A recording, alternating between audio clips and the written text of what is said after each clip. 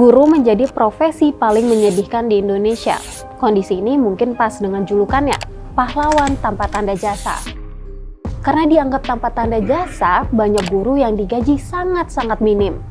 Itu tidak hanya terjadi di daerah-daerah pelosok, tapi juga kota-kota besar. Alhasil, banyak dari mereka yang terpaksa menutupi kebutuhan hidupnya dengan berutang. Lalu, kemana mereka berutang? Mana lagi jika bukan pinjaman online atau pinjol. Data Otoritas Jasa Keuangan atau OJK memperlihatkan guru menjadi profesi yang paling banyak terjerat pinjaman online alias pinjol ilegal. Kenapa banyak guru yang gajinya tidak layak? Bukankah guru sekarang enak karena gajinya besar? Itu mungkin yang berstatus PNS, yang berstatus guru honorer jauh dari kata enak, bahkan bisa dibilang sengsara.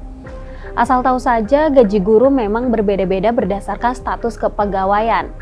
Kendati sama-sama berstatus aparatur sipil negara atau ASN, gaji guru PNS dengan gaji guru berlabel pegawai pemerintah dengan perjanjian kerja alias P3K jauh berbeda. Mereka yang berstatus pegawai negeri sipil alias PNS mendapatkan upah di rentang 1,6 juta rupiah sampai 6,3 juta rupiah di luar tunjangan kinerja dan pendapatan lainnya.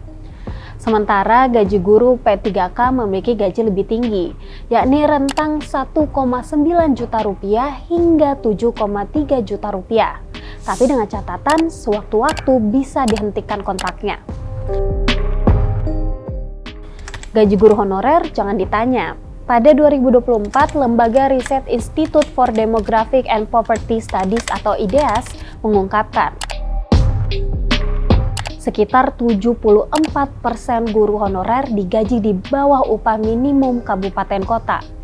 Bahkan ada yang diupah kurang dari Rp500.000 per bulan.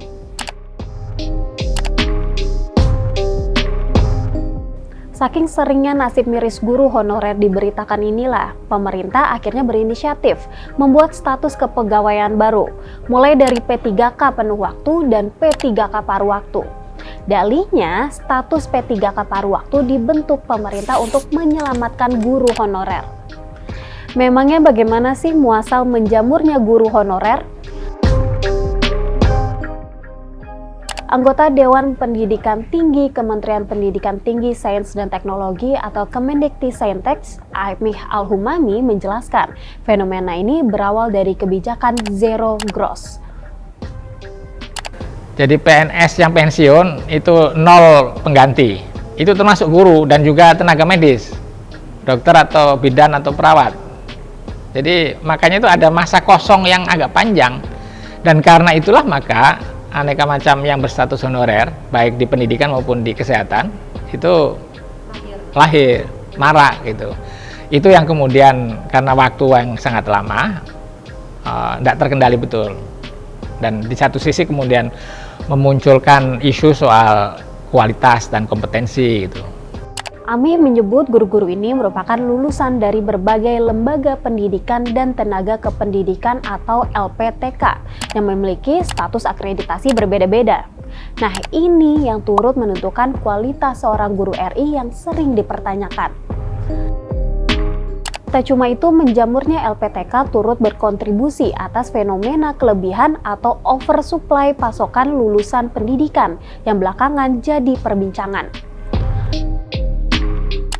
Menurut Kepala Bidang Advokasi Guru Perhimpunan Pendidikan dan Guru atau P2G, Iman Zanatul Hairi, isu oversupply sarjana pendidikan yang tengah disorot pemerintah ini juga disebabkan oleh longgarnya pemberian izin pendirian LPTK.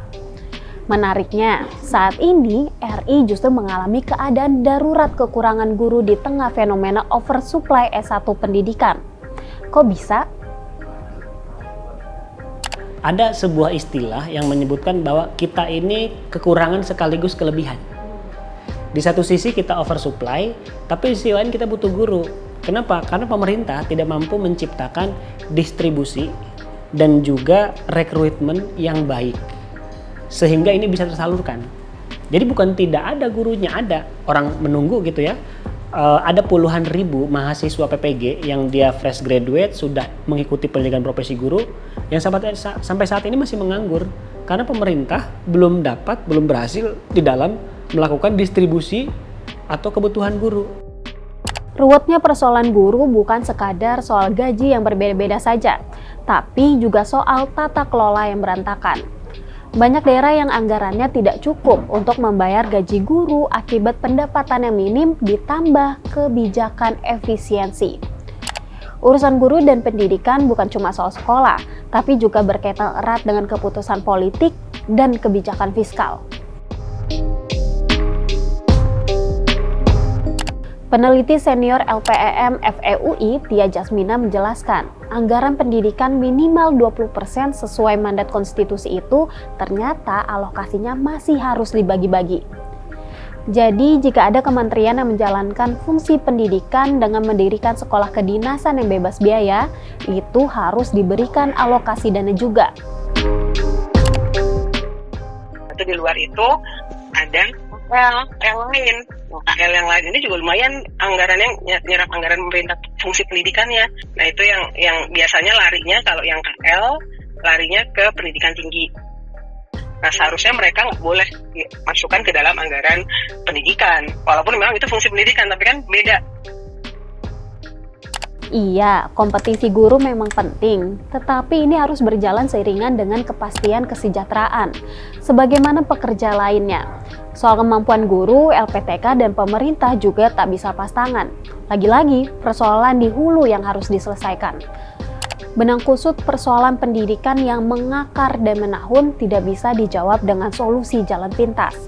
Memberi makan siswa sampai membangun sekolah dengan berbagai versi mungkin bisa membantu.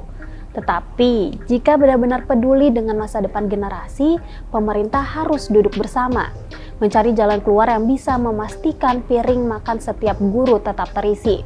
Seperti kata Pak Presiden, kita tidak bisa berpikir dengan perut kosong kan?